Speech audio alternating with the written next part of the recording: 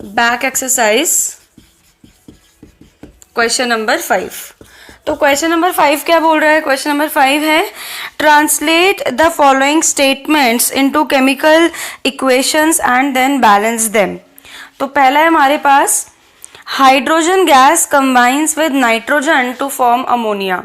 तो मैं लिख देती हूँ यहाँ पर hydrogen gas combines with nitrogen to form ammonia. अब इस टाइप के क्वेश्चन को करने के लिए आप लोगों की पकड़ अच्छी होनी चाहिए क्लास 9th के एटम्स एंड मॉलिक्यूल्स चैप्टर पर, ठीक है। तो सबसे पहले हाइड्रोजन गैस है, तो हाइड्रोजन गैस कैसे लिखते हैं? H2। कंबाइंस विद मतलब ऐड हो रहा है किसके साथ? नाइट्रोजन गैस के साथ, तो N2। और इससे हमको क्या मिल रहा है? अमोनिया। अमोनिया का फॉर्मूला होता है NH3। तो टारगेट क्या है कि हमको इस इक्वेशन को बैलेंस करना है। तो हम वही वाला काम कर देंगे, यहाँ पे एलिमेंट का नाम लिख देंगे, यहाँ पर हम लोग LHS लिख देंगे, यहाँ पर हम लोग RHS लिख देंगे, ठीक है बच्चों।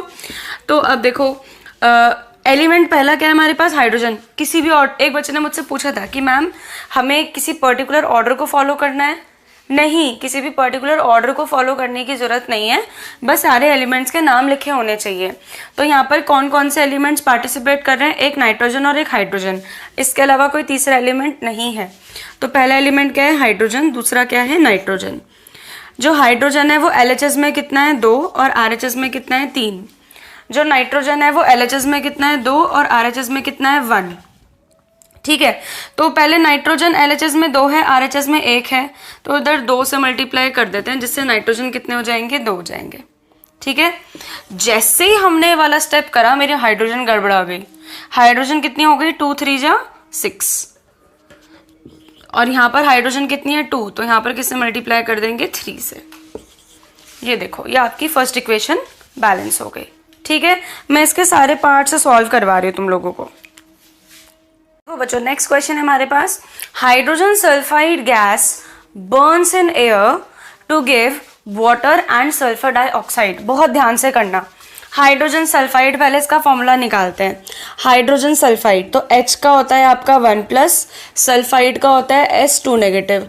क्रिस क्रॉस कर देंगे तो हाइड्रोजन सल्फाइड क्या बन जाएगा? H2S। बर्न्स इन एयर, भाई अगर कोई चीज बर्न हो रही है एयर में तो वो एयर का कौन सा कंपोनेंट ले रही है बर्न होने के लिए? ऑक्सीजन, मतलब कंबशन हो रहा है उसका। टू गिव क्या दे रहा है? वाटर, और साथ में क्या दे रहा है? सल्फर डाइऑक्साइड, ठीक है बच्चों। अब आपको उसको बैलेंस करना है, तो बैलेंस करने के लिए यहाँ पर क्या लिख दो? नेम ऑफ द एलिमेंट, और उसके बाद आप क्या लिखोगे? LHS, उसके बाद आप क्या लिखोगे? RHS, ठीक है। अब करते हैं। अब सबसे पहले कौन कौन से एलिमेंट है? हाइड्रोजन है, सल्फर है और ऑक्सीजन है, बस यही तीनों तो है। अब मैं तुम्हें एक चीज सिखाती हूँ।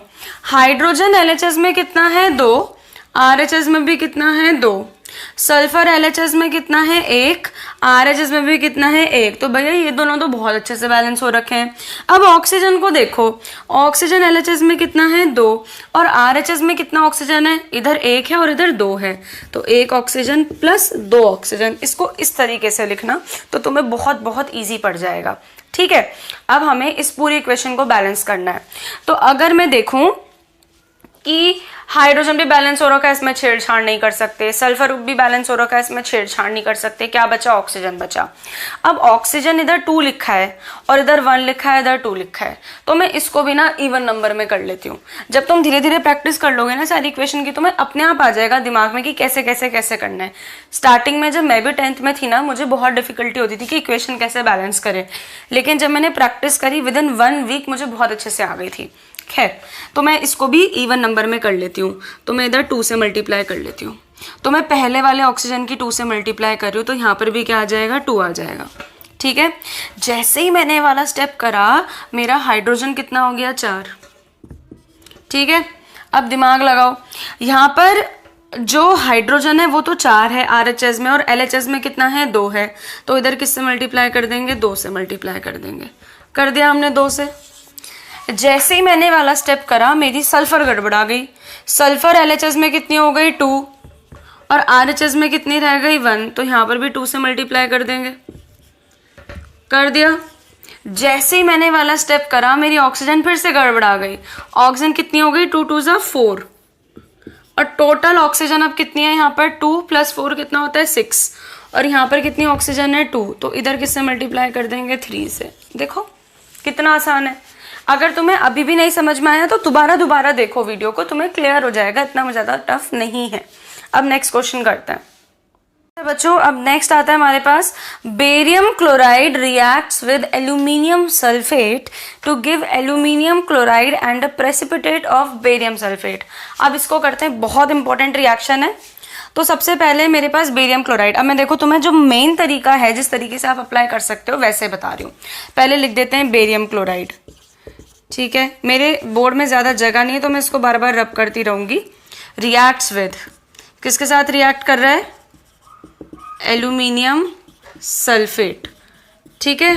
टू गिव, क्या गिव कर रहा है, क्या दे रहा है, aluminium chloride plus barium sulphate, ठीक है बच्चों। ये है ना हमारे पास, ठीक। तो वैसे आपके पास जब भी ऐसी कोई कंडीशन आ जाए ना, आप सबसे पहले उसको इसी में कन्वर्ट करो। पहले वाले में मैंने इसलिए नहीं बताया क्योंकि वो बहुत इजी थे, बट जब भी कोई भी क्वेश्चन, कोई भी ऐसी कंडीशन आती है तो सबसे पहले ऐसे कन्वर्ट करो, तुम्हें बहुत ईजी पड़ेगा। अब इन सबके फॉर्मूले लिख लेते हैं। बेरियम क्लोराइड, बेरियम पर होता है 2+, क्लोराइड पर होता है 1-, क्रिस क्रॉस कर देंगे तो क्या बन जाएगा, BaCl2 plus aluminium sulphate, aluminium पर होता है 3+ और सल्फेट पर होता है 2-, क्रिस क्रॉस कर देंगे तो क्या बन जाएगा, Al2SO4 का होल थ्राइस, ठीक है। गिव्स एल्यूमिनियम क्लोराइड, Al पे होता है 3+, क्लोराइड पे होता है 1-, क्रिस क्रॉस कर देंगे तो क्या बन जाएगा, AlCl3, फिर है बेरियम सल्फेट, बेरियम पर होता है 2+, सल्फेट पर होता है 2-, क्रिस क्रॉस कर देंगे तो बन जाएगा Ba2SO4 का होल 2 से 2 कैंसिल, तो खाली आंसर क्या आएगा, BaSO4। तो मतलब मेरे पास ये है कि मुझे BaCl2 प्लस Al2SO4 का whole thrice gives AlCl3 plus BaSO4, इस पूरी इक्वेशन को बैलेंस करना है, ठीक है। अब मैं इसको रब करके फेयर में लिख रही हूँ वापस, और अब मैं तुम्हें बैलेंस करना सिखा रही हूँ। ये अगर तुम्हें ये समझ में आ गई ना इक्वेशन, तुम सारी इक्वेशन कर लोगे, ठीक है। अब चलो देखते हैं। अब मैं यहाँ पे लिख देती हूँ, क्या था हमारे पास, BaCl2 प्लस Al2SO4 का whole thrice gives AlCl3 plus BaSO4। यहाँ पर आ जाएगा हमारे पास नेम ऑफ द एलिमेंट, फिर आ जाएगा हमारे पास LHS, फिर आ जाएगा हमारे पास RHS। अब सारे एलिमेंट के नाम लिख लेते हैं। एक तो है हमारे पास जी बेरियम, एक है हमारे पास क्लोरीन, यहाँ पर एक है मेरे पास एल्यूमिनियम, एक है मेरे पास सल्फर और एक है मेरे पास ऑक्सीजन। बस यही तो है 1 2 3 4 5, 1 2 3 4 5, ठीक है, बहुत बढ़िया। अब इनके नंबर लिख दो। बेरियम LHS में कितना है 1, RHS में भी कितना है 1, क्लोरीन LHS में कितना है 2, RHS में कितना है 3, एल्यूमिनियम LHS में कितना है 2 और RHS में कितना है 1, सल्फर LHS में कितना है, ये 1 था, 1 3 ज़ा 3 और RHS में कितना है 1। ऑक्सीजन को देखो, ऑक्सीजन कितनी है 4 3 ज़ा 12 और यहाँ पर कितनी है खाली 4। अब हमें इन सबको बैलेंस करना है, तो सबसे पहले एक काम करते हैं, ऑक्सीजन से स्टार्ट करते हैं बैलेंस करना। तो ऑक्सीजन इधर तो 12 है और उधर 4 है, तो उधर 3 से मल्टीप्लाई कर दो, कितना हो जाएगा 12, ठीक है। जैसे ही तुमने ये वाला स्टेप करा तुम्हारा बेरियम भी गड़बड़ा गया। बेरियम कितना बन गया 3 बन गया, सल्फर भी कितना बन गया 3 बन गया, ठीक है। अच्छा अब ध्यान से देखते हैं, अब ये हमारे पास पूरी की पूरी कंडीशन हो गई। ओके सल्फर हमारा इस बहाने बैलेंस हो गया, गुड। अब इन तीनों को हमको करेक्ट करना है, ठीक है। अब चलो ठीक, यहाँ पर आ जाओ, नीचे से ऊपर की तरफ जा रहे हैं हम लोग। एल्यूमिनियम LHS में कितना था 2, RHS में कितना है 1, तो इधर किससे मल्टीप्लाई कर देंगे 2 से। जैसे ही हमने वाला स्टेप करा एल्यूमिनियम तो बैलेंस हो गई, लेकिन क्लोरीन गड़बड़ा गई। क्लोरीन कितनी हो गई 2 3 ज़ा 6, ठीक है, क्लियर हो गया। अब हम क्या करेंगे, RHS में क्लोरीन कितना है 6, 2 3 ज़ा 6, LHS में क्लोरीन कितना है 2, तो इधर किससे मल्टीप्लाई कर देंगे 3 से। जैसे ही हमने वाला स्टेप करा क्लोरीन 6 6 बैलेंस हो गया और साथ साथ में बेरियम भी तो बैलेंस हो गया, बेरियम इधर 3 आ गया, इधर 3 आ गया। देखो जी पूरी इक्वेशन बैलेंस है। अगर तुम्हें ये समझ में आ गई तो तुम most of the equation easily balance कर सकते हो। नेक्स्ट इक्वेशन ये है हमारे पास, हमको उसको बैलेंस करना है। तो यहाँ पर एलिमेंट का नाम लिख देते हैं, इधर LHS लिख देते हैं और इधर RHS लिख देते हैं, ठीक है। और अब आप मेरे साथ साथ करना, मुझसे पहले शायद तुम आंसर निकाल दोगे। अगर ऐसा कर पा रहे हो मतलब तुम्हारी पकड़ इसमें बैलेंसिंग में अच्छी हो गई है। तो देखो HNO3 है हमारे पास, hydrogen, nitrogen, oxygen, calcium. Hydrogen LHS में कितना है 1 और 2, और इधर कितना है 2। नाइट्रोजन कितना है 1, यहाँ पर कितना है 2। ऑक्सीजन कितना है 3 + 2, और इधर कितना है 3 × 2 = 6, और इधर कितना है 1। कैल्शियम इधर भी 1 है, इधर भी 1 है। तो हम लोग नाइट्रोजन को बैलेंस करते हैं। इधर नाइट्रोजन 2 है, इधर नाइट्रोजन 1 है, तो इधर 2 से मल्टीप्लाई कर दो। जैसे ही तुमने यहाँ पर 2 से मल्टीप्लाई करी, नाइट्रोजन तो बैलेंस हो गया, लेकिन बाकी चीज़ें गड़बड़ हो गई। हाइड्रोजन इधर कितना हो गया 2, और ऑक्सीजन कितना हो गया 2 × 3 = 6, ये हो गया, ठीक है। अच्छा तो अब हम क्या करेंगे, अगर मैं यहाँ पर हाइड्रोजन को देखूँ तो टोटल हाइड्रोजन कितनी हो रही है, LHS में 2 + 2 4, और RHS में कितनी हो रही है 2। तो मुझे इसको भी ऑब्वियसली बात है 4 बनाना पड़ेगा, तो उधर मैं किससे मल्टीप्लाई कर दूंगी 2 से, हो गया 4। लेकिन जैसे ही मैंने वाला स्टेप करा मेरी ऑक्सीजन कितनी हो गई यहाँ पर 2। अब जरा सब कुछ काउंट करो, बैलेंस हो रहा है नहीं हो रहा है। जो हाइड्रोजन है वो 2 + 2 कितना हो गया 4, इधर भी कितनी है 4, बिल्कुल सही कर रहे हैं। नाइट्रोजन कितनी हो गई 2, इधर भी कितनी हो गई 2, बिल्कुल सही कर रहे हैं। ऑक्सीजन कितनी हो गई 8, इधर भी कितनी हो गई 8, बिल्कुल सही कर रहे हैं। कैल्शियम हो गया 1, इधर भी कैल्शियम हो गया 1। तो ये आपकी इक्वेशन बैलेंस हो गई। अब इसके बाद नेक्स्ट करते हैं। अब देखो, अब नेक्स्ट इक्वेशन हमारे पास ये है, इसमें हम वही काम करेंगे। Name of the element LHS RHS, ठीक है। अब एलिमेंट का नाम क्या है, यहाँ पर सोडियम है, ऑक्सीजन है, हाइड्रोजन है, सल्फर है, ठीक है। सोडियम कितना है इधर 1 और इधर 2। ऑक्सीजन कितना है इधर 1 + 4, और इधर कितना है 4 + 1। अरे वाह, ऑक्सीजन तो बैलेंस हो रखी है। हाइड्रोजन इधर कितनी है 1 + 2, पर इधर कितनी है 2, ये अनबैलेंस है। सल्फर इधर 1 है और इधर भी 1 है, सल्फर बैलेंस हो रखा है, बहुत अच्छा। तो हम क्या करते हैं, सबसे इजी है नाइट्रोजन को बैलेंस कर देना। तो नाइट्रोजन इधर कितना है 2, इधर कितना है 1, तो इधर किससे मल्टीप्लाई कर देंगे 2 से। जैसे ही हमने वाला स्टेप करा हमारा ऑक्सीजन गड़बड़ हो गया। ऑक्सीजन इधर कितना हो गया 2, गड़बड़ हो गई भाई ये तो। और हाइड्रोजन कितना हो गया यहाँ पर 2, यहाँ पर भी गड़बड़ हो गई, ठीक है। सल्फर पे कोई असर नहीं पड़ा। अब अगर मैं देखूं इधर तो कितने हाइड्रोजन है 2 + 2 4, और इधर कितने हाइड्रोजन है 2, तो इधर किससे मल्टीप्लाई कर दूंगी मैं 2 से मल्टीप्लाई कर दूंगी। जैसे ही वाला स्टेप करूंगी यहाँ की ऑक्सीजन भी कितनी हो जाएगी 2 हो जाएगी। सबको देख लो, नाइट्रोजन इधर 2 बैलेंस है, ऑक्सीजन 6 बैलेंस है, हाइड्रोजन 4 बैलेंस है, सल्फर 1 बैलेंस है। बहुत बढ़िया, बधाई हो, आपने बिल्कुल सही करा है। नेक्स्ट करते हैं अब इसके बाद। अब नेक्स्ट हमारे पास है calcium hydroxide plus carbon dioxide gives calcium carbonate plus water. अब इसको लिखते हैं। कैल्शियम हाइड्रोक्साइड क्या होता है, CaOH का होल ट्वाइस। कार्बन डाइऑक्साइड क्या होता है, CO2। कैल्शियम कार्बोनेट क्या होता है, CaCO3। वाटर क्या होता है, H2O। तो यहाँ पर आ जाएगा एलिमेंट, इधर आ जाएगा LHS, इधर आ जाएगा RHS, ठीक है। अब एलिमेंट में क्या है, कैल्शियम है, ऑक्सीजन है, हाइड्रोजन है, कार्बन है। कैल्शियम इधर 1 है, इधर 1 है। ऑक्सीजन इधर 2 + 2 और इधर 3 + 1, ये भी बैलेंस हो रखा है। हाइड्रोजन कितना है हमारे पास 2, और इधर कितना है 2। अरे वाह, ये भी बैलेंस हो रखा है। कार्बन इधर 1 और इधर 1, ये तो पूरी इक्वेशन बैलेंस लग रही है। दोबारा चेक करते हैं। कैल्शियम 1 बैलेंस है। ऑक्सीजन 2 और 2 4, 2 और 2 4, और इधर कितना है 3 + 1 4, ये भी बैलेंस हो रखा है। हाइड्रोजन कितना है 2 और इधर भी कितना है 2। अरे वाह, कार्बन कितना है 1, इधर भी कितना है 1। तो this reaction is already balanced equation, ठीक है। तो देखो कितनी अच्छी बात है। अब नेक्स्ट करते हैं इसके बाद। आप ऐसे भी चेक करोगे कि सच में बैलेंस करने की जरूरत है भी या नहीं है। अच्छा बच्चों, अब नेक्स्ट इक्वेशन है zinc plus silver nitrate. Silver पर होता है 1+, नाइट्रेट पर होता है 1-। क्रिस क्रॉस कर देंगे तो खाली क्या बन जाएगा, AgNO3 gives zinc nitrate. Zinc पर होता है 2+, नाइट्रेट पर होता है 1-। क्रिस क्रॉस कर दोगे तो ZnNO3 का होल ट्वाइस हो जाएगा। तो ये बनेगा ZnNO3 NO3 का होल ट्वाइस प्लस सिल्वर। अब इसको हमें बैलेंस करना है, तो हम लोग एक बार चेक करके देख लेते हैं बैलेंस करने की ज़रूरत है भी या नहीं है। क्या पता ये भी बैलेंस हो, सरप्राइज मिल जाए हमें, है ना। तो ये एलिमेंट हो गया, फिर LHS हो गया, RHS हो गया। एलिमेंट कौन सा है? जिंक, सिल्वर, नाइट्रोजन और ऑक्सीजन। जिंक कितना है? 1 1, बैलेंस है। सिल्वर कितना है? 1 1, अरे वाह ये भी बैलेंस है। नाइट्रोजन कितना है? 1 और इधर कितना है? 2, ओहो ये अनबैलेंस हो गया। ऑक्सीजन इधर 3 है और इधर है 3 2 जा 6। ठीक है, अब हम क्या करें, हम किसको छेड़ें अब? तो हम क्या करते हैं, नाइट्रोजन को छेड़ते हैं। RHS में नाइट्रोजन कितनी है? 2 और LHS में कितनी है? 1, तो इधर 2 से मल्टीप्लाई कर दो। कर दिया आपने 2 से मल्टीप्लाई, सिंपल है, गुड। जैसे ही वाला स्टेप करोगे आपकी सिल्वर गड़बड़ा जाएगी। सिल्वर इधर 2 हो गई और इधर सिल्वर कितनी है? 1, तो इधर भी 2 से कर दो। देखो सब कुछ बैलेंस हो गया।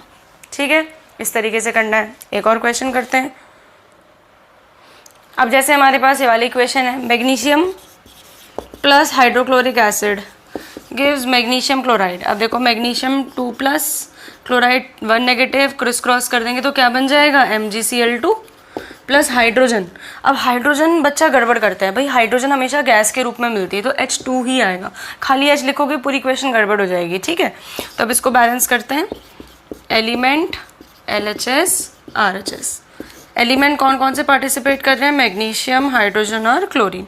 मैग्नीशियम इधर 1 है, इधर 1 है, बधाई हो, बैलेंस हो रखा है। हाइड्रोजन इधर 1 है, इधर 2 है, नहीं बैलेंस है।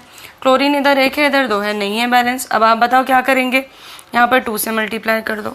जैसे ही वाला स्टेप करोगे क्लोरीन भी बैलेंस हो जाएगा। देखो पूरी इक्वेशन बैलेंस हो गई। तो इक्वेशन को बैलेंस करना मुश्किल नहीं होता, बट हम लोग कंफ्यूज हो जाते हैं कैसे बैलेंस करें, क्या बैलेंस करें। किसी भी इक्वेशन को बैलेंस करने के लिए आपकी जो पकड़ होनी चाहिए वो एक तो ये फॉर्मूला बनाने में होनी चाहिए, जो कि क्लास 9 का एटम्स एंड मॉलिक्यूल्स का टॉपिक है। आपको सबकी वैलेंसीज याद होनी चाहिए और ट्रस्ट मी बैलेंस करना बहुत आसान है। जो नेक्स्ट इक्वेशन हमारे पास है Fe plus H2O gives Fe3O4 plus H2। अब इसको बैलेंस करते हैं, वही वाला तरीका अपनाएंगे। जब आपको ये वाला तरीका बहुत प्रॉपरली आ जाएगा ना, तब आप डायरेक्ट भी बैलेंस कर सकते हो, कोई टेंशन वाली बात नहीं है। तो एलिमेंट, फिर LHS, फिर RHS। तो पहले देख लेते हैं कि कौन कौन से एलिमेंट यहाँ पर पार्टिसिपेट कर रहे हैं। एक है आयरन, एक है हाइड्रोजन और एक है ऑक्सीजन। अब अगर मैं आयरन को देखूं तो LHS में 1 आयरन है, RHS में 3 आयरन है, डिसबैलेंस हो रखा है। अगर मैं हाइड्रोजन को देखूं तो इधर 2 हाइड्रोजन है, इधर भी 2 हाइड्रोजन है, बड़े प्यार से बैलेंस हो रखा है। और अगर मैं ऑक्सीजन को देखूं तो इधर 1 ऑक्सीजन है और इधर 4 ऑक्सीजन है। तो इसका मतलब सिर्फ हाइड्रोजन बैलेंस है, बाकी तो सब कुछ गड़बड़ है। तो पहला स्टेप मैं ये करती हूँ कि मैं आयरन को 3 बना देती हूँ। RHS में कितना आयरन है? 3। LHS में कितना आयरन है? 1। तो उधर मैं 3 से मल्टीप्लाई कर देती हूँ। ये देखो मैंने 3 से मल्टीप्लाई कर दिया, बहुत बढ़िया। अब ऑक्सीजन को देखते हैं। ऑक्सीजन RHS में तो 4 हैं और LHS में कितना ऑक्सीजन है? 1। तो उधर मैं 4 से मल्टीप्लाई कर देती हूँ, तो मेरे दोनों साइड 4 ऑक्सीजन हो गया। लेकिन जैसे ही मैंने वाला स्टेप करा मेरा हाइड्रोजन गड़बड़ आ गया। अब हाइड्रोजन कितने हो गए? 4 2 जा 8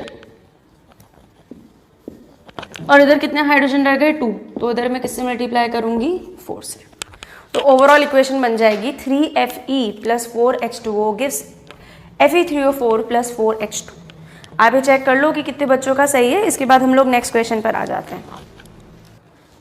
तो अब नेक्स्ट इक्वेशन आती है हमारे पास H2 plus Cl2 gives HCl। Video को पॉज करो, सॉल्व करो और उसके बाद चेक करना सही है या फिर नहीं है। वीडियो पे मुझे कमेंट्स आने चाहिए कि तुम्हारा कितने आंसर सही है, कितने गलत है। और अगर आज हमने जितनी इक्वेशन करी अगर उसमें से तुम्हारी 50% आंसर भी सही है तो तुम बैलेंसिंग बड़े प्यार से कर लोगे। और CBSE का ये रूल है कि केमिस्ट्री के पोर्शन में जितनी भी रिएक्शन है, बल्कि पूरे साइंस के पेपर में जितनी भी रिएक्शन है वो सारी की सारी बैलेंस्ड ही होनी चाहिए। तो अगर मैं एलिमेंट को देखूँ तो एक मेरे पास है हाइड्रोजन और एक मेरे पास है क्लोरीन। हाइड्रोजन LHS में कितना है? 2 और RHS में कितना है? 1। क्लोरीन LHS में कितना है? 2 और RHS में कितना है? 1। क्या करें? इधर 2 से मल्टीप्लाई कर देते हैं। जैसे ही वाला स्टेप करा क्लोरीन भी 2 हो गए, 2 हाइड्रोजन 2 हाइड्रोजन 2 क्लोरीन 2 क्लोरीन। ये इक्वेशन हमारी इतने प्यार से वैसे ही बैलेंस हो गई। अब इसके बाद एक और एग्जाम्पल ले लेते हैं। SO2 plus O2 gives SO3। बहुत ईजी है। तो हमारे पास है SO2 plus O2 gives SO3। इसको बैलेंस करते हैं, वही तरीका करेंगे, एलिमेंट फिर LHS फिर RHS।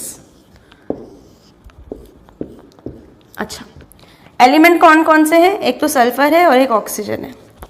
अब अगर मैं सल्फर को देखूं तो इधर भी एक है, इधर भी एक है, ये तो बड़े प्यार से बैलेंस हो रखा है। अगर मैं ऑक्सीजन को देखूं तो इधर 2 है, प्लस इधर भी 2 है, और इधर कितने हैं? 3। अब क्या करा जाए, ये तो बहुत ज़्यादा गड़बड़ हो गई। अब इसका मतलब ये हुआ कि इधर हमारे पास टोटल 4 ऑक्सीजन है और इधर हमारे पास टोटल 3 ऑक्सीजन। हम इसको कैसे बैलेंस करें? तो मैं सबसे पहले क्या करती हूँ कि इस साइड वाली जो ऑक्सीजन है इसकी मल्टीप्लाई 2 से कर देती हूँ। तो इस साइड वाले ऑक्सीजन की मैंने 2 से मल्टीप्लाई करी, मतलब इसके साथ। मैं जैसे ही वाला स्टेप करूंगी मेरे सल्फर कितने हो जाएंगे? इधर 2, और इधर अब टोटल ऑक्सीजन कितनी हो जाएगी? 2 2 जा 4। मैं तो और गड़बड़ कर दी सिचुएशन, इधर 2 सल्फर हो गई और इधर 1 ही सल्फर हो गई। तो इधर भी मैं किससे मल्टीप्लाई करूंगी? 2 से। अब जैसे मैं ये वाला स्टेप करूंगी मेरी यहाँ पर ऑक्सीजन कितनी हो जाएगी? 2 3 जा 6। तो उसका मतलब सल्फर इधर भी 2, इधर भी 2। ऑक्सीजन 2 2 जा 4 प्लस 2 कितना हो गया? 6। और इधर भी कितनी ऑक्सीजन हो गई? 2 3 जा 6। तो इस तरह से ये वाली इक्वेशन बैलेंस हो गई। अब थोड़ी टफ इक्वेशन की तरफ जाते हैं। नेक्स्ट वीडियो में थोड़ी सी टफ इक्वेशन आएगी, आप वो देखो। अब नेक्स्ट इक्वेशन आता है हमारे पास, CaO plus H2O gives CaOH का होल ट्वाइस। ये बहुत फेवरेट क्वेश्चन है CBSE का, ये बैलेंस में आ जाता है। या फिर इक्वेशन ऐसा आएगा कि write a balanced chemical equation when water is added to quicklime. इसको क्विकलाइम बोलते हैं, आपने क्लास 9th में पढ़ा होगा। क्विकलाइम या फिर प्यार से चूना बोलते हैं। तुमने देखा भी होगा अगर किसी के घर पे कंस्ट्रक्शन हो रहा होगा कि जब चूने में पानी डालते हैं तो पूरा कंटेनर गर्म हो जाता है। ये वही वाली रिएक्शन है, चूना उसमें पानी डाला तो एक नई चीज़ बन गई, केमिकल रिएक्शन हो गई और हीट भी निकलती है। हम आगे पढ़ेंगे तो घबराने की बात नहीं है, हमेशा फिलहाल बैलेंस करना है। तो हमारे पास एक तो एलिमेंट हो गया, फिर हमारे पास हो गया LHS, फिर हमारे पास हो गया RHS। अब अगर हम लोग एलिमेंट को देखें तो एक है कैल्शियम, एक है ऑक्सीजन और एक है हाइड्रोजन। ठीक है, अब कैल्शियम को देखो LHS में कितना है? 1। RHS में कितना है? 1। ठीक, ऑक्सीजन को देखो इधर तो 1 है, इधर भी 1 है, तो 1 + 1। और RHS में कितनी ऑक्सीजन है? 2 1 जा 2। अब हाइड्रोजन को देखो, हाइड्रोजन इधर कितनी है? 2, और ऑक्सीजन भी कितनी है, सॉरी हाइड्रोजन इधर कितनी है? 2, और इधर भी कितनी है हाइड्रोजन है? 2 1 जा 2। तो पहले चेक कर लेते हैं क्या इस इक्वेशन को बैलेंस करने की भी जरूरत है।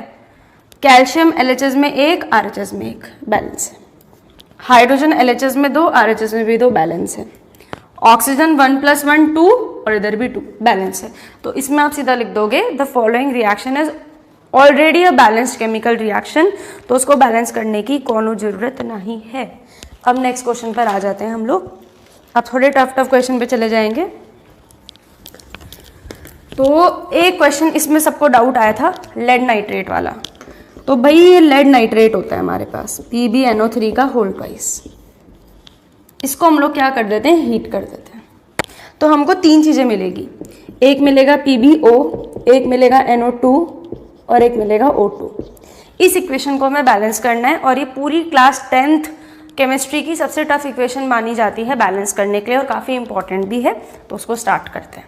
तो सबसे पहले हमारे पास यहाँ पे लिख देते हैं एलिमेंट, फिर लिख देते हैं LHS, फिर लिख देते हैं RHS। कौन कौन से एलिमेंट है? एक तो लेड है, एक नाइट्रोजन है और एक क्या है? ऑक्सीजन। बस यही 3 चीजें। लेड को देखो कितना लेड है, इधर 1 और इधर भी कितना लेड है? 1। नाइट्रोजन को देखते हैं तो 2 1 जा 2 नाइट्रोजन है और इधर कितना नाइट्रोजन है? 1। अब ऑक्सीजन को देखते हैं, 3 2 जा 6, लेकिन इधर कितना है? 1 + 2 + 2, 1 + 2 + 2। अब इसको हमें बैलेंस करना है। तो सबसे पहले मैं क्या करती हूँ, ये वाला जो ऑक्सीजन है इसकी मल्टीप्लाई 2 से कर देती हूँ, या फिर ये भी छोड़ो, पहले ऑक्सीजन की मल्टीप्लाई 2 से कर देते हैं, इक्वेशन ज़्यादा इजी पड़ जाएगी हम लोगों को। हाँ, तो मैं क्या करती हूँ, ये वाली ऑक्सीजन की मल्टीप्लाई 2 से कर देती हूँ, ताकि इधर तो 6 था ऑलरेडी LHS में, RHS में भी 2 + 2 + 2 कितना हो जाएगा 6, तो इधर मैं 2 से मल्टीप्लाई कर देती हूँ। जैसे ही मैंने ये वाला स्टेप करा, मेरी ऑक्सीजन तो सही हो गई, लेकिन लेड गड़बड़ा गया। लेड अब इधर कितने हो गए 2, और इधर कितना लेड हो गया 1, तो इधर भी मैं किससे मल्टीप्लाई कर दूंगी 2 से। तो मैंने इधर लेड की मल्टीप्लाई 2 से कर दी। जैसे ही मैंने वाला स्टेप करा, मेरे इधर भी 2 लेड हैं, इधर भी 2 लेड है, तो लेड तो बैलेंस हो गए, लेकिन बाकी सब कुछ खराब हो गया। तो अब बाकी सब कुछ को सही करना पड़ेगा।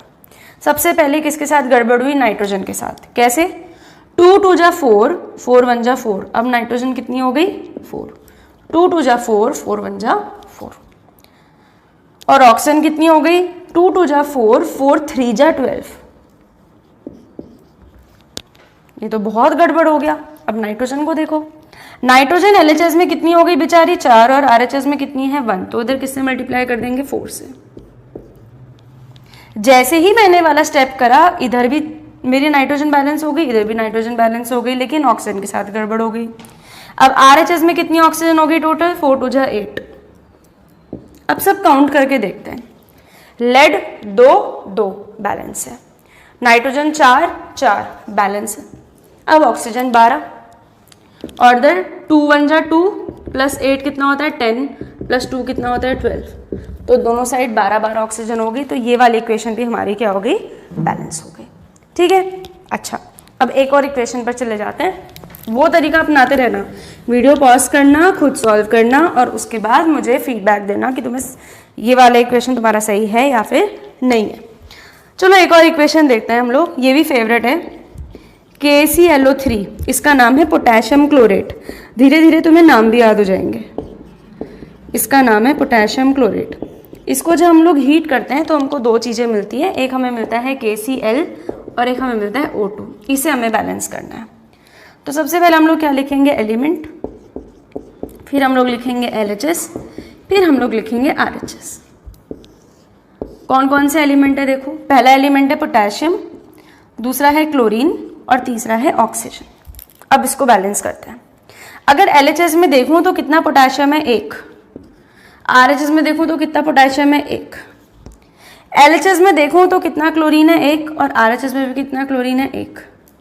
LHS में देखूं तो कितना ऑक्सीजन है 3, और RHS में कितना ऑक्सीजन है 2। तो यहां पर हो गई है गड़बड़। 3 और 2 का कॉमन मल्टीपल क्या है, ऐसा कौन सा नंबर है जो 3 के टेबल में भी आता है, 2 के टेबल में भी आता है, 6 होता है शायद से वो नंबर। तो इधर मैं 2 से मल्टीप्लाई कर देती हूँ, तो 2 यहीं पे लगेगा पूरा, और इधर मैं 3 से मल्टीप्लाई कर देती हूँ, तो इधर लगेगा 3। इधर भी मैं कुछ नहीं कर रही हूँ, हाँ, तो मैंने इधर अभी ऐसे ही छोड़ दिया। तो इधर मैंने 2 से मल्टीप्लाई करी, जैसे ही मैंने 2 से मल्टीप्लाई करा सब चीज़ में गड़बड़ आ गया। कैसे, पोटेशियम कितने हो गए मेरे 2, क्लोरीन कितने हो गए 2, और ऑक्सीजन कितने हो गए 2 3 = 6।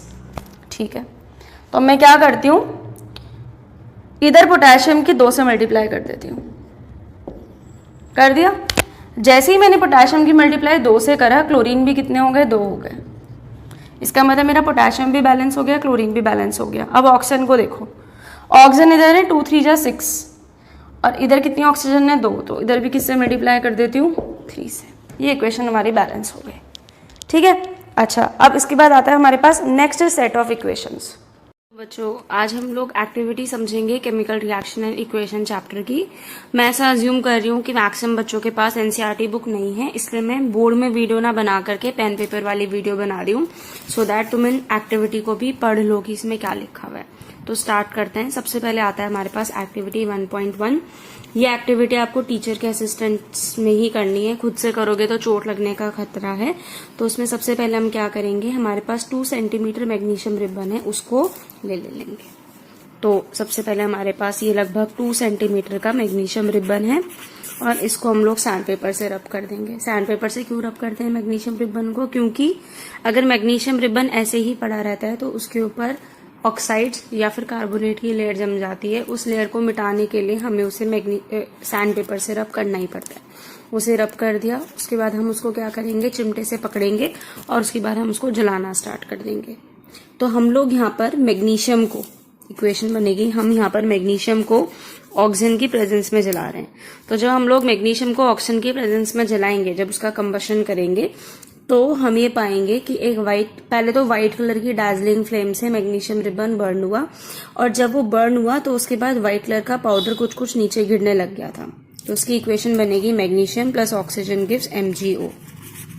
फ्लेम कौन सी थी? व्हाइट डार्जिलिंग फ्लेम थी, और ये जो MgO था इसका कलर क्या था? व्हाइट। तो ये आपकी फर्स्ट एक्टिविटी हो गई।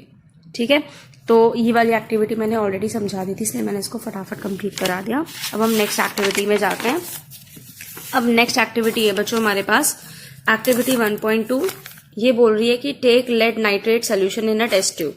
ठीक है, तो हम एक टेस्ट ट्यूब में, रुको मैं जरा कॉपी एडजस्ट कर दूं सामने सो दैट मैं इजीली समझा सकूं। हाँ, तो क्वेश्चन मतलब एक्टिविटी 1.2 बोल रही है कि take lead nitrate solution in a test tube, add potassium iodide solution to this, what do you observe. ठीक है, ये कह रहा है कि आप एक टेस्ट ट्यूब लो,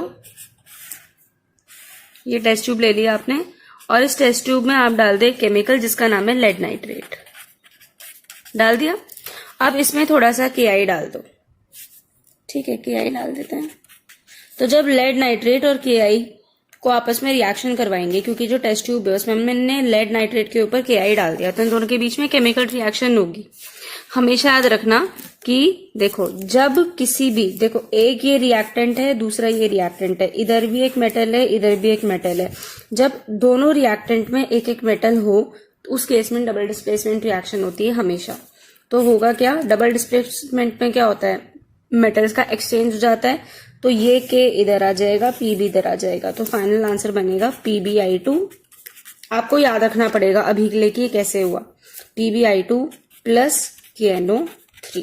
और PbI2 का जो कलर होता है वो येलो होता है, और येलो कलर की प्रेसिपिटेट बन जाती है।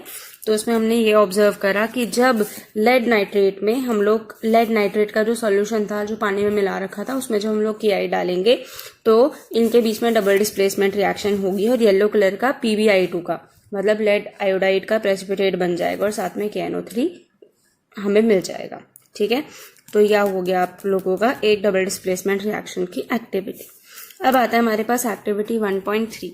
एक्टिविटी 1.3 का यहाँ पर डायग्राम भी है। हाँ, एक्टिविटी 1.3 बोल रहा है कि एक कॉनिकल फ्लास्क लो। तो ठीक है, कॉनिकल फ्लास्क ले लेते हैं। कुछ इस तरीके का होता है कॉनिकल फ्लास्क। मैंने कुछ ज्यादा ही पतली गर्दन बना दी इसकी, बट कोई बात नहीं। तो हमारे पास एक कॉनिकल फ्लास्क है, तो उसने बोला है या तो कॉनिकल फ्लास्क ले लो या तो टेस्ट ट्यूब ले लो, और उसमें डाइल्यूट HCl डाल दो या फिर सल्फ्यूरिक एसिड डाल दो। तो हम HCl डाल देते हैं, सेफ रहता है। H2SO4 थोड़ा भयंकर होता है, तो हमने इसमें डाइल्यूट HCl डाला। मैं जब ऑफलाइन पढ़ाती थी तो मैं सारी एक्टिविटी करवाती थी, इसलिए मैक्सिमम तो करवा ही देती थी। जैसे मैग्नीशियम रिबन वाली कराती थी, लेड नाइट्रेट वाली कराती थी, ये वाली भी एक्टिविटी हम लोग प्रैक्टिकली करते थे, बट कोई बात नहीं। तो हम क्या करेंगे, हमने कॉनिकल फ्लास्क लिया और उसमें हमने डाइल्यूट HCl डाल दिया। ठीक है, HCl डाल दिया हमने। अच्छा, और इसमें हमें जिंक ग्रैन्यूल्स डालना है। दोबारा सुनो, मैंने गड़बड़ कर दी इसमें, दोबारा सुनो। हमारे पास एक कॉनिकल फ्लास्क है, इसे मैं कट करती हूँ, दोबारा समझते हैं। हमारे पास एक कॉनिकल फ्लास्क है। इस कॉनिकल फ्लास्क में पहले हम लोग जिंक के ग्रैन्यूल्स डाल देंगे।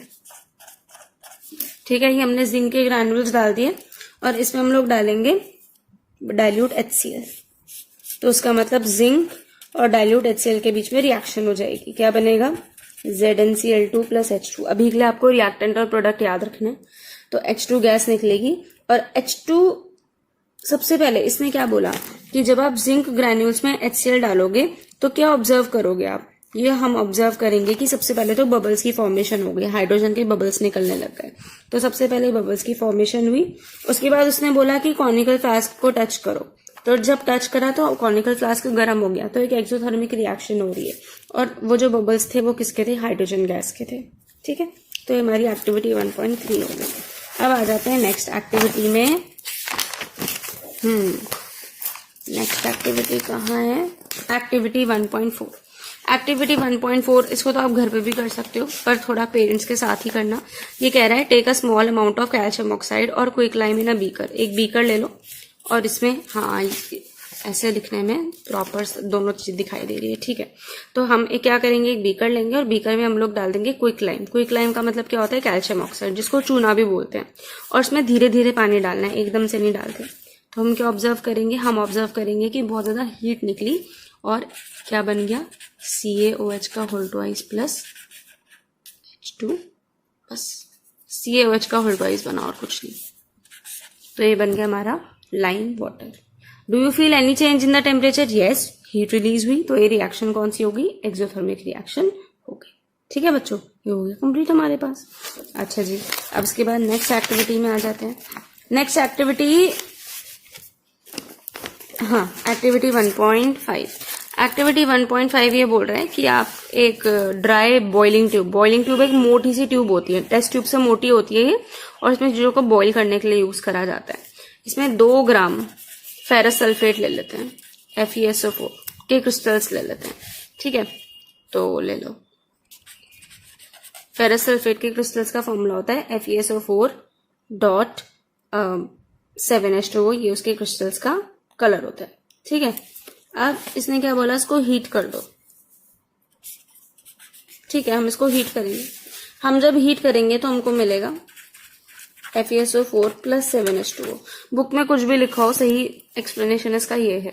तो हमारे पास था FeSO4.7H2O, मतलब फेरस सल्फेट के क्रिस्टल्स थे। इसको जब हम लोग हीट करेंगे तो हमें मिलेगा FeSO4 प्लस 7H2O, मतलब वो जो 7 मॉलिक्यूल्स ऑफ वाटर थे वो रिलीज हो जाएंगे। फिर हम इसे और ज्यादा हीट करेंगे तो हमें मिल जाएगा Fe2O3, ये सब रिएक्शन याद रखनी है, प्लस SO2 प्लस SO3, ठीक है। कलर में चेंज आ जाएगा, जो ग्रीन कलर था वो व्हाइट कलर में कन्वर्ट हो जाएगा, ठीक है। हमारे पास एक्टिविटी 1.6, इसमें हम लोग पढ़ेंगे thermal decomposition of lead nitrate. तो लेड नाइट्रेट क्या होता है, PbNO3 का होल ट्वाइस। अब हम एक बॉइलिंग ट्यूब ले लेंगे, वही जो मोटी वाली ट्यूब होती है वो ले लेंगे। इसमें हम लोग डाल देंगे 2 ग्राम लेड नाइट्रेट। जरूरी नहीं है कि सच में भी जब हम ये प्रैक्टिकल करते हैं तो हम 2 ग्राम लेड नाइट्रेट ही डालें, इट्स नॉट नेसेसरी। थोड़ा सा लेड नाइट्रेट ले लो और बॉइलिंग ट्यूब को चिमटे से पकड़ करके हीट करो। तो हमको क्या ऑब्जर्व मिलेगा, क्या ऑब्जर्व करेंगे हम ये ऑब्जर्व करेंगे कि जब हमने PbNO3 के होल ट्वाइस को हीट करना स्टार्ट करा तो ब्राउन कलर की फ्यूम्स निकल गई। ब्राउन कलर की फ्यूम्स किसकी निकलती है, NO2 की। इसके अलावा ऑक्सीजन भी निकलेगी, इसके अलावा PbO भी निकलेगा जो व्हाइट कलर का रहता है। ये भी व्हाइट कलर का रहता है, ये भी व्हाइट कलर का रहता है। तो हम लोग इसको देख करके डिफ्रेंशिएट नहीं कर सकते। हमें तभी पता चलेगा कि केमिकल रिएक्शन हो रही है जब ब्राउन कलर की NO2 की फ्यूम्स निकलने लग जाए। ये हो गया हमारा एक्टिविटी नंबर 1.6। अब एक्टिविटी नंबर 1.7 में इलेक्ट्रोलिसिस ऑफ वाटर है, इसकी मैं एक प्रॉपर यूट्यूब वीडियो भेज दूंगी, आप वो देख लेना। अब आता है हमारे पास एक्टिविटी नंबर 1.8। एक्टिविटी नंबर 1.8 ये कह रहा है कि 2 ग्राम सिल्वर क्लोराइड को ले लो चाइना डिश में। सिल्वर क्लोराइड क्या होता है, AgCl होता है, और इसको सनलाइट में रख दो। तुम क्या ऑब्जर्व करोगे, हम ये ऑब्जर्व करेंगे कि जो सिल्वर क्लोराइड का व्हाइट कलर है वो बदल गया ग्रे कलर में। क्यों, क्योंकि सिल्वर क्लोराइड फोटोसेंसिटिव होता है। जब उसको सनलाइट में रखेंगे तो सिल्वर अलग हो जाएगा, क्लोरीन गैस अलग हो जाएगी, और सिल्वर का कलर क्या होता है, ग्रे होता है, ठीक है बच्चों। तो we will observe that the silver chloride turns grey in sunlight. ये हो गया। अब इसके बाद एक्टिविटी नंबर 1.9 पढ़ते हैं। एक्टिविटी नंबर 1.9 क्या है, पहले मैं भी पढ़ लेती हूँ, ठीक है, ठीक।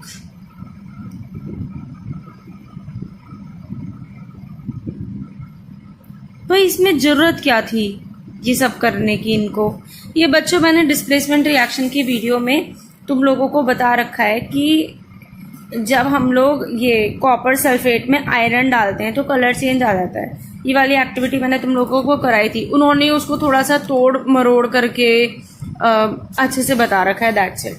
अब समझो क्या है एक्टिविटी।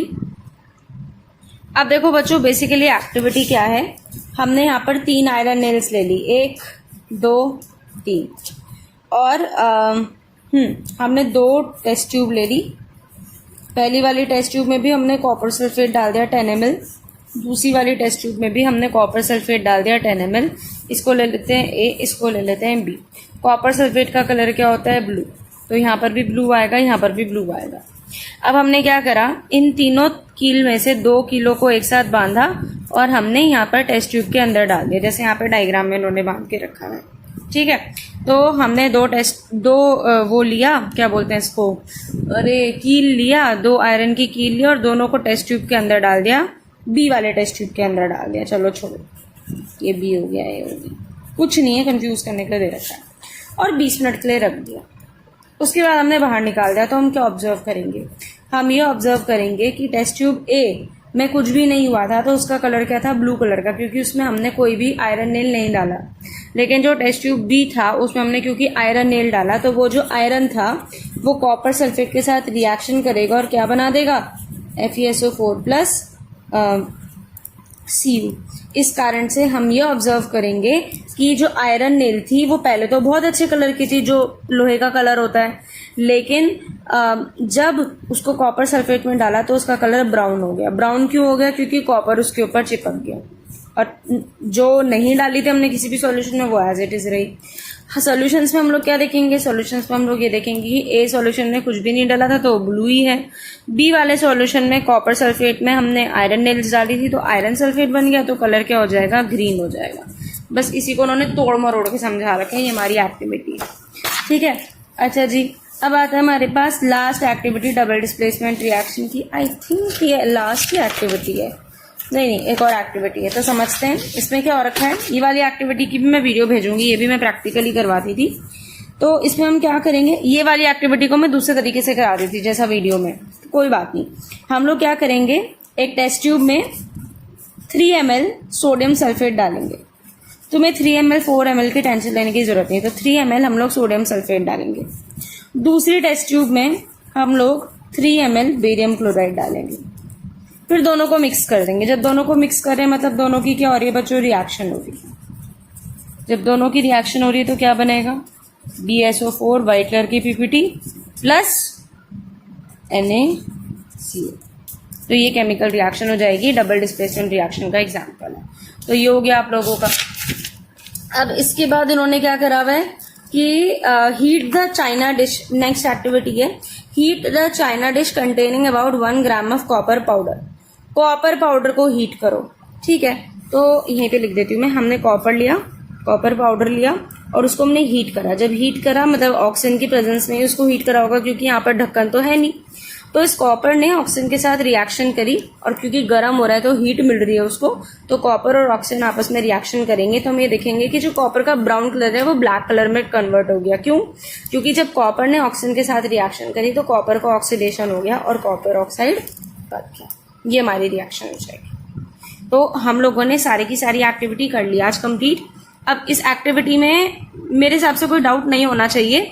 अब इस एक्टिविटी में जो जो मुझे नेट पे मिलेंगी ना प्रैक्टिकली कराते हुए एक्टिविटी, क्योंकि मेरा तो सारा का सारा जो लैब का सामान है वो मम्मी के घर पर है ना, तो मैं तुम्हें नेट से निकाल करके कुछ वीडियोस भेजूंगी जिसमें सारी की सारी एक्टिविटी हो रखी है, उनको देखना, फिर अपने सारे डाउट्स निकाल देना। कुछ बच्चों ने मुझे पहले भी भेजे थे, वो प्लीज एक बार दोबारा भेज देना, क्योंकि वो पता नहीं कहाँ चले गए मैसेजेस में। और उसके बाद कल मैं तुम लोगों के डाउट्स की वीडियो बनाऊंगी और एनसीईआरटी क्वेश्चन की वीडियो बनाऊंगी, और साथ साथ में कुछ बच्चों को वैलेंसी वाले टॉपिक में डाउट है जो क्लास 9th में पढ़ा था, तो उसकी भी मैं एक वीडियो बनाऊंगी जो क्लास 9th में वैलेंसी क्या होती है, वैलेंसी कैसे निकालते हैं, और कुछ वैलेंसी चार्ट आपको दूंगी। तो सारा काम हमें सैटरडे तक निपटाना है, सारा कल नहीं मिलेगा, पर फ्राइडे सैटरडे में सारा काम निपटाऊंगी, सो दैट मंडे से हम लोग किसी भी हाल में न्यू चैप्टर स्टार्ट करें। चांसेस ये हैं कि मैं कोई इजी चैप्टर ही स्टार्ट करूंगी। अभी फिजिक्स में नहीं छेड़ रही हूँ, क्योंकि मैं इस उम्मीद में हूँ कि जैसे ही लॉकडाउन खुलेगा तो हम लोग न्यूमेरिकल पोर्शन कर लेंगे, तो अभी मैं इजी चैप्टर्स ही लेके चलूंगी। इजी मतलब जो न्यूमेरिकल वाले पोर्शन में नहीं आते हैं वो वाले। तो हो सकता है मैं लाइफ प्रोसेस का ट्रांसपोर्टेशन और एक्सक्रीशन वाला पोर्शन कंप्लीट करूँ।